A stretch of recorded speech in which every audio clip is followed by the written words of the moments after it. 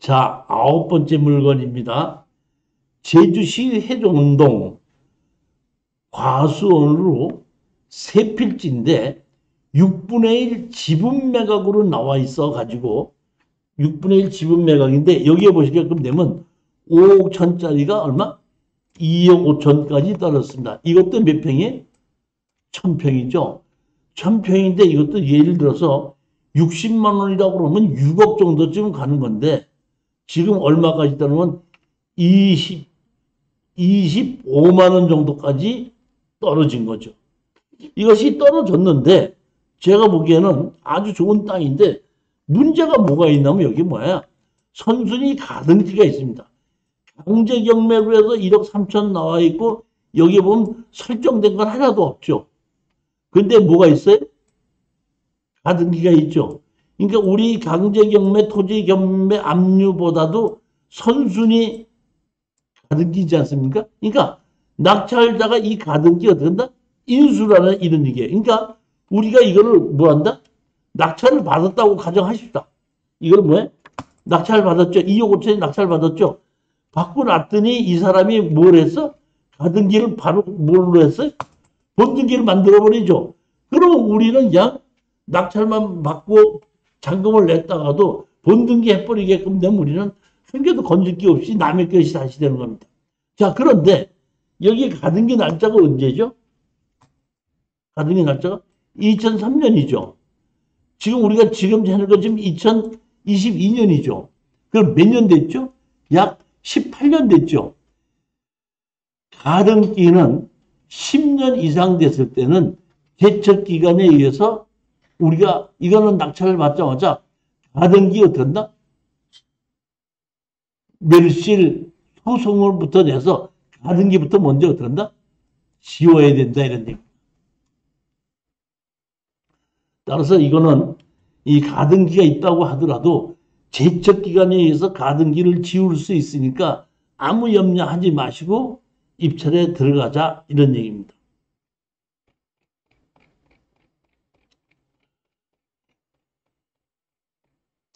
이런 주택까지 생기는 창고가 하나 있고 이렇게 보면 그 농사를 짓지 않은 이러한 땅이 이렇게 있습니다. 용도 지역은 자연녹지 지역이라고 하면 도시 지역이라는 것이죠.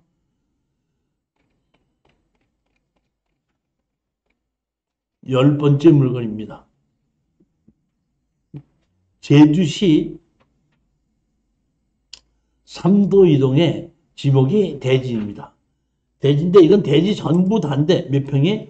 47평입니다. 47평이 2억 1,400이 얼마?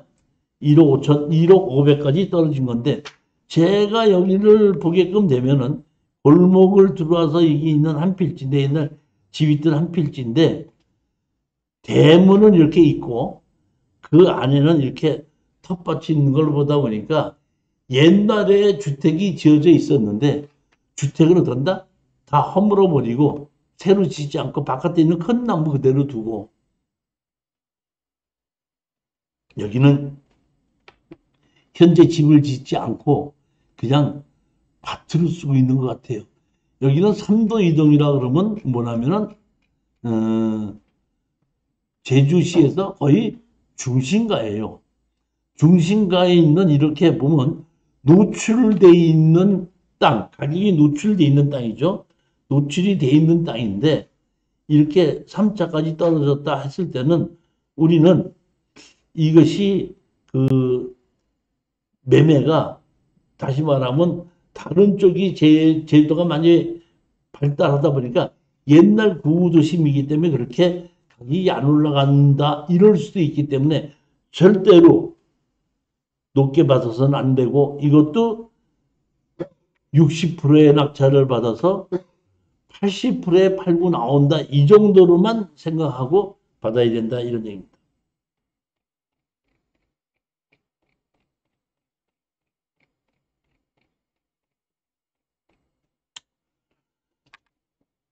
여기 보시게끔 되면 제가 역대 정부의 부동산 정책 이렇게 돼 있는데 우리가 그 제가 4월달 매주 월요일 날에는 그 소송 경매를 강의한다 그랬지 않습니까? 근데 화요일 날 지금 우리 윤석열 정부가 새로 시작이 됐기 때문에 그동안에 화요일 날에는 한번 특강으로 그 역대 정부의 부동산 정책을 제가 설명을 드리고, 그 다음에 문재인 정부에서의 부동산이 무슨 문제가 있었는가를 설명을 드리고, 그러면 앞으로 윤석열 정부에서는 부동산 정책을 어떤 식으로 해야 되고, 우리는 부동산 투자를 어떤 부동산을 어떻게 투자해야 되는지 제가 그걸 가지고 한번 강의를 해보려고 특강을 한번 잡아봤습니다. 이거는 특강이기 때문에 화요일 날 해봤는데 이것도 4번에 걸쳐서 할 겁니다.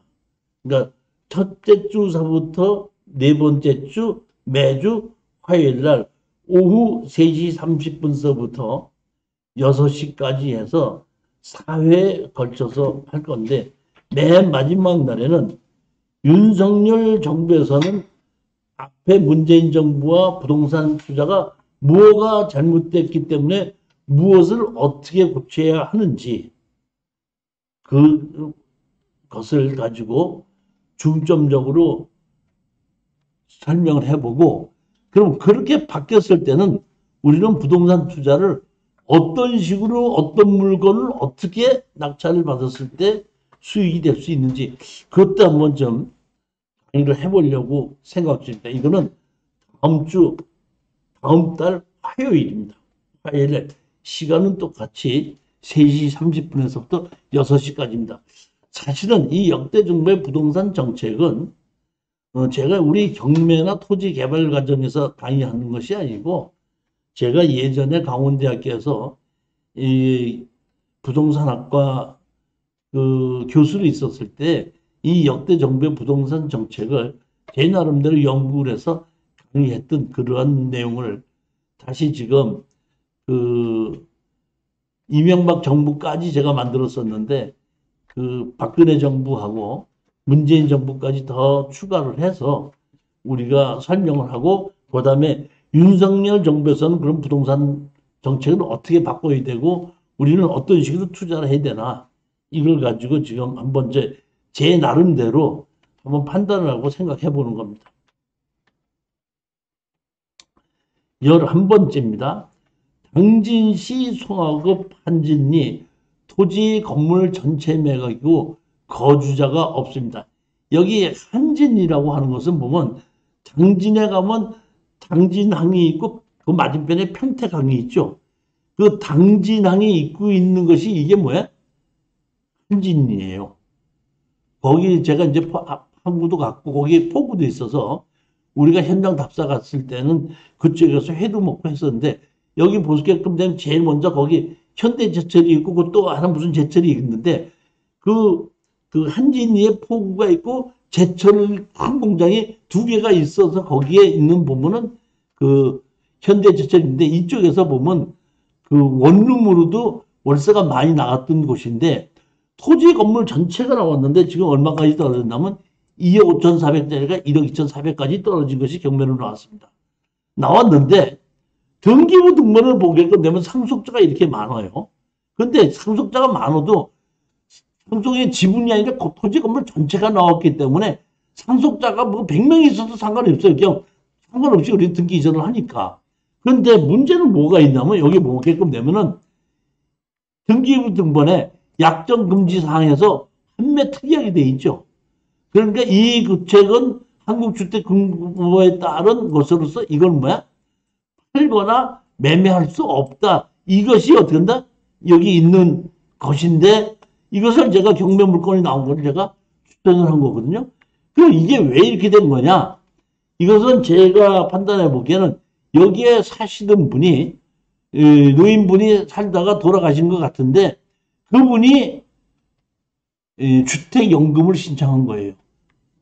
주택연금을 신청해서 여기에 한국주택관리공사에다가 어떻게 한다? 이거를 담보로 잡아놓고 연금을 받았었던 겁니다.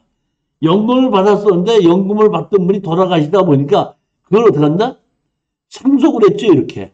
법적으로 상속을 해놓고 이 상속인들이 부모가 연금 받아갔던 거를 다 갚아버리면 이게 뭐야?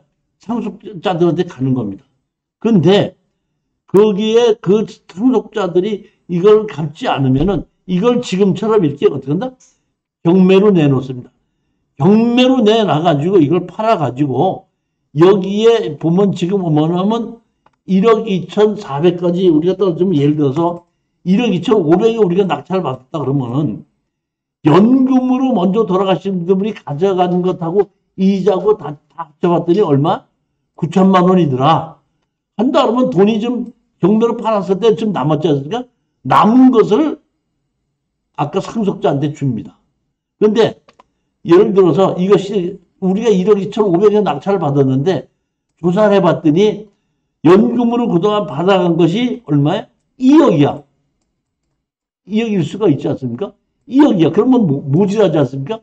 모질하면 그냥 주택공사가 손해보는 거고 해가지고 이것은 보면은 연금으로도 하던 것이 나온 걸 가지고 상속을 본 걸 가지고 경매로 지금 집어넣었다.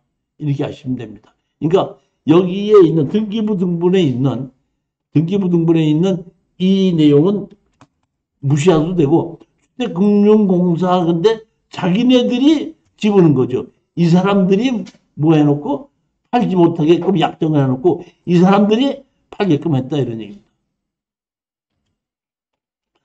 따라서 이게 보면 10월에 보면 그 이렇게 농가주택 같은 것이 이렇게 사방에 넓은 곳에 이렇게 단독주택으로 이렇게 있는 겁니다.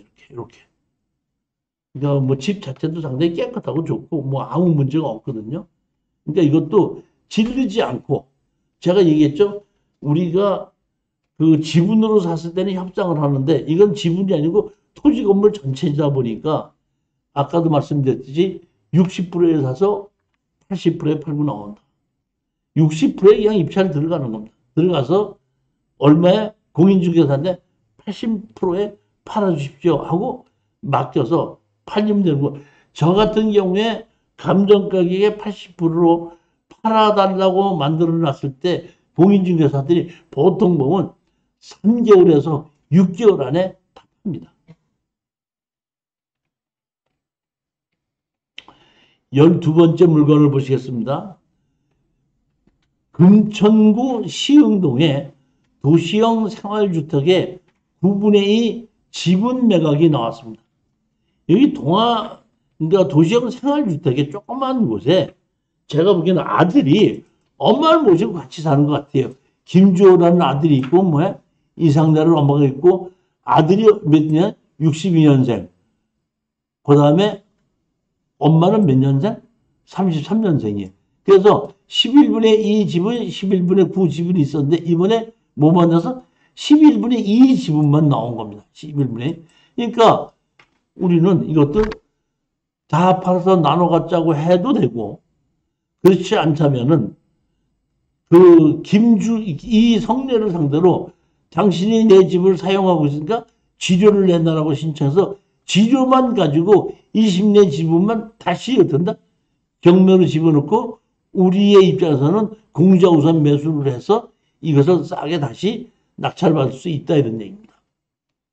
자, 그래서 보면 김주혁, 이성래가 거주하고 있다. 물론 여기에 그 김이상래라는 분이 이 부동산을 매입을 안 할 수도 있겠죠. 안 하면 우리는 어떻게 한다 그랬죠? 다 팔아서 나누자고 했다 그랬죠. 그러니까 다 팔아서 나누자고 했을 때 이렇게 아파트나 도시형 생활주택 같은 경우에는 보통 80%에는 팔립니다.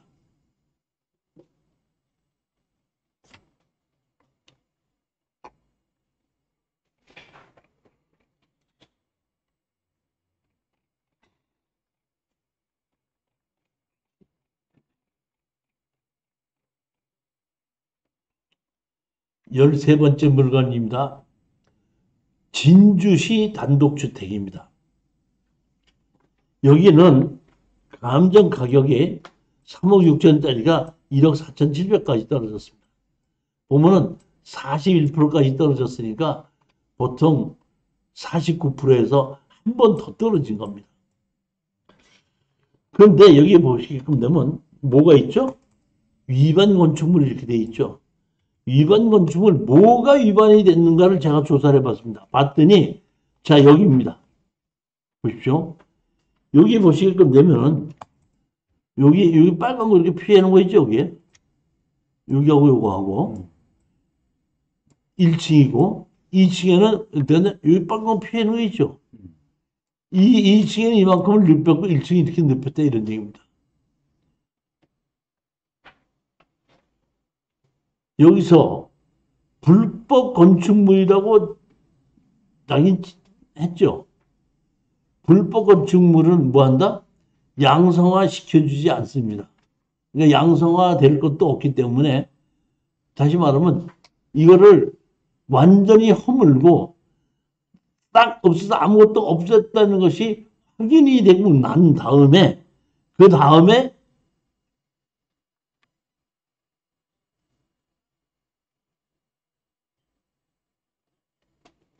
우리는 이 원상복구 이거를 고쳐가지고 그러고 어떻게 한다?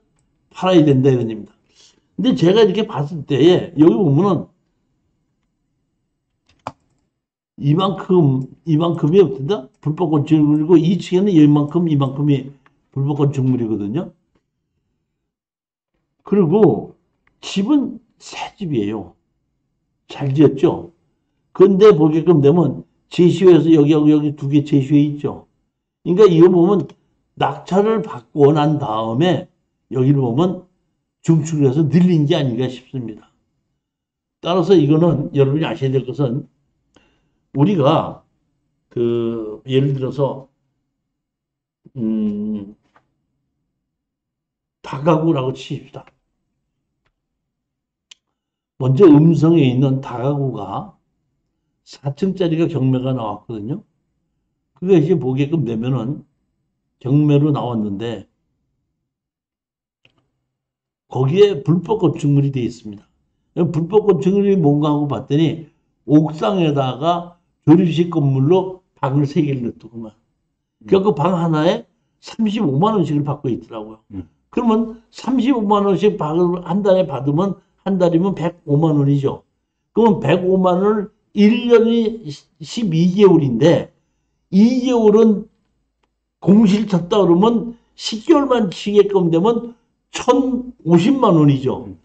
1,050만 원이 들어오는데 제가 가서 물어봤더니 이행강제금이 670만 원 나온다 그러더라고. 그리고 내가 담당자한테 볼 때 670만 한 번도 안 냈지. 다 냈습니다 이거야. 즉 이 얘기는 월세가 1,000만 원이 들어오고 이행강제금이 670 나가니까 월세를 받아서 이행강제금 주고도 330만 원 남잖아요.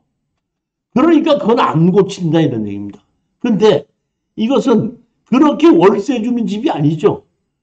그럼 이거는 이행자금 지금 계속 나오는 거거든요. 그러니까 이거는 고치지 않으면 안 돼요. 그 다음에 증축도 안 해줍니다. 원상복구 시켜야지 증축을 해줘요. 따라서 여기는 이건 사면은 여기 주변 제시에 여기 제시에 돼 있죠. 다 제가 보기엔 이만큼 아닙니다. 이만큼 된 거 어떤다? 뜯어서 줄여 드려야 됩니다. 안 하면 안 된다 이런 얘기입니다. 그러면 저는 여러분들한테 얘기했죠. 여러분들은 이거 뜯어서 이걸 고치려면 어떻게 고치나 이거 걱정을 할 수가 있는데 저는 예전서부터 공사하는 것을 밥 먹고 살았기 때문에 이거 고치는 거 한 5천만 원 정도에서 6, 7천만 원 정도 드린다 그러면 이거 원상복구 시키는데 아무 문제 없다 이렇게 보거든요. 따라서 자 보십시오. 지금 3억 6천짜리가 1억 4천7백까지 떨어졌죠. 그럼 우리가 여기 1억 5천에 주고 낙찰을 받는다고 치고 보면 한 5천만 원 들어간다고 그러면은 2억이 원가고 7천만 원, 8천만 원 들어간다 그러면 2억 3천만 원이 원가 아닙니까? 2억 3천이 원가. 그럼 그 2억 3천이 원가인데 얼마? 3억 6천 주고 팔을 수 있다 그러면 1억 3천은 남는 거 아니에요, 보면? 그만큼 어떻게 집 상태가 좋으니까 아예 이만큼 싸게 떨어진 돈을 가지고 여기를 원상복구하는 데 써서 원상복구 시켜놓고 난 다음에 팔고 빠져나와도 되지 않냐 한 겁니다. 좀 제가 이거는 집어넣을까 말까 좀 심사숙고를 했어요. 그러다가 최종적으로 이것도 집어넣자 한 건데, 공사하는 거 여러 번 공사하는 게 어렵지만 공사를 하던 사람 별로 안 어렵거든요. 그러니까 공사업자 불러다가 이거 원상복구 시키는데 얼마밖에 안 되냐고 낙찰받고 견적 받으면 되는 거예요. 그리고 거기 똑바로 시공해 놓으면 그만큼 돈을 주면 되는 거기 때문에 큰 문제 없다고 생각하고 제가 추천한 겁니다.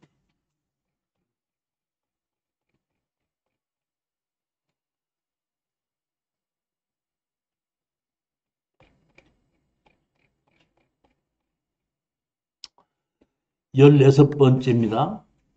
경상남도 고성의 토지 건물 부분의 지분 매각입니다. 강제 경매로 1억 1,200이 경매로 나온 건데, 여기 보시게끔 되면 4,300에서 2,900까지 떨어졌죠.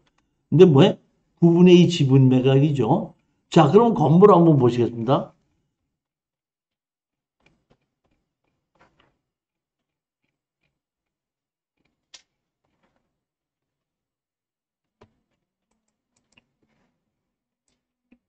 집이 상당히 좋죠. 시골집 치고는 깨끗하게 잘 지어지는 거 아니에요? 그러면 여기에 보시게끔 되면 정영진 지분이 경매로 나왔죠. 근데 거긴 누가 살고 있죠? 이윤돌이 살고 있죠. 여기 이윤돌이가 57년생이죠. 79년도, 76년도생이죠. 그러면 이건 엄마고 정영진, 정희진은 이건 아들이고 이게 딸이겠죠. 그렇지 않습니까? 그러면 여기 이유동에 우리는 정영진 지분을 사서 이유진이가 우리하고 합의를 하지 않는다 그러면은 합의 안 대로 그냥 팔고 나온대요. 합의를 안 한다 그러면은 우리가 할 수 있는 건 뭐죠? 공유물 분할 청구에 손을 낼 수가 있죠. 전부 다 팔아서 뭘로 나누자? 돈으로 나누자. 그러면 다 팔면 이윤동이가 나와야 되겠죠. 이윤동이가 지금 나와야 되잖아요. 딸 내질까요? 아들 내질까요? 누구 내질까? 딸이 더 환영을 해? 아들이 더 환영해? 제가 보기에는 딸 아들이 환영하지 않기 때문에 돌아가실 때까지 그냥 거기서 살다가 돌아가십시오 하는 게 맞아요. 자식들은 그냥 가끔가다 한 번씩 와서 인사만 드리겠다 이런 얘기거든요. 그렇기 때문에 제가 봤을 때 이것이 취하시키기엔 돈이 많죠. 돈이 많다 보니까 우리한테다가 이거를 보면 우리 걸 낙찰받든지 아니면 공유자 우선 매수를 신청하든지 둘 중에 하나겠죠. 그러면 우리 지분을 다시 말하면 이윤종에게 우리는 팔고 빠져나온다. 이런 얘기. 그만큼 집 상태가 어떡한다? 좋기 때문이라는 겁니다. 여기 보면 집 상태가 좋죠. 여기 보면 이렇게 도로까지 이렇게 기역자리 있어갖고 집이 여기 동네가 이렇게 있는데 이 동네에서는 그래도 제일 좋은 집같이 생겼죠. 그렇기 때문에 이것도 두 번 떨어진 거 가지고 한번 한번 들어가 보자 해서 추천하는 겁니다. 15번째입니다. 포천시 신북면에 이것도 토지 건물 전체 매각입니다. 대항력 있는 임차인은 없었고 아무 문제가 없습니다. 기준권리, 소멸기준권리도 포천시 성산읍에 있기 때문에 아무 문제가 없이 계획관리 해갖고 200평입니다. 그런데 감정 가격은 얼마였죠? 3억 7,500짜리가 지금 얼마까지 떨어졌죠? 1억 8,400만 원까지 떨어졌습니다. 이것도 권리분석상 아무 문제가 없는 거거든요. 아무 문제가 없다 보니까 그냥 60%에 사서 공인중개사인데 80% 정도에 팔아줄 수 있겠느냐 해가지고 팔아줄 수 있다 그러면 그 공인중개사한테 사서 맡겨서 팔자 이런 얘기입니다. 특별한 문제가 되는 건 하나도 없는 물건입니다.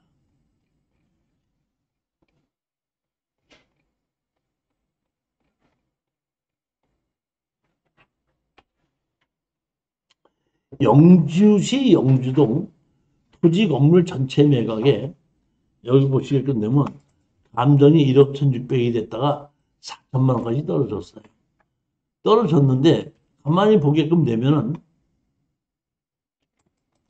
감정가가 1억 1,000인데 얼마까지 떨어졌죠? 4천까지 떨어졌죠. 엄청나게 많이 떨어진 겁니다. 자, 그러면 이게 왜 이렇게 많이 떨어졌나고 봤더니 여기 보시면은 여기가 집이 있고 뒷문으로 나오면은 뒷문에 여기 뭐가 있어요? 뒷문에 이쪽에 보면 도로가 있고 이렇게 집이 있는데 여기 골목이 이렇게 있거든요. 자, 그런데 항공 사진을 보게끔 되면 요거거든요. 요거를 보게끔 되면 이렇게 돼 있고 지적도상 도로가 보면 이렇게 있죠. 이렇게 있죠. 그런데 지적성 도로가 이렇게 넓은데 실질적으로 보면 좁아요, 도로가. 여기 보면 감정평가사가 노랗게 이렇게 만들어 놨지 않습니까? 그러니까 이 감정평가사라고 나 있는 거하고 제가 보기에는 이게 자동차가 지적도상 달리 자동차가 못 들어가는 골목길에 있는 게 아닌가 싶어요.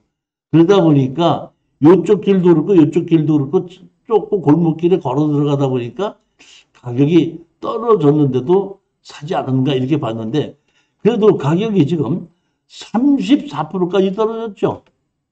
그러니까 얼마 1억 천짜리가 4천까지 떨어졌죠. 충분하게 투자해 볼 만하다고 저는 생각합니다. 물론 자동차가 못 들어가는 골목길에 있는 경우는 다 싸야지 되거든요. 그러니까 제가 보기엔 이런 정도는 그 공인중개사한테다가 감정가에 얼마? 70%. 그러니까 우리는 여기 보면은 한 55%에 서서 감정가의 한 70% 정도에 또는 75% 정도에 팔아달라 이렇게 하면 되지 않겠냐 이런 생각을 하는데 지붕을 보면 이렇게 지붕이 좀 개량이 돼서 새로 된 거죠. 여기 보면 마당에 뭐야 빨래도 넓고 집이 딱 괜찮죠. 집 상태가. 그러면 이 정도라면은 집이 도배만 해서라도 뭐야 사용할 수 있게끔 부엌도 입식으로 화장실도 수세식으로 다 바꾸는 것이 아닌가 싶을 정도로 깨끗하게 만들어진 집입니다. 자, 10분만 쉬었다 갔다 하시겠습니다.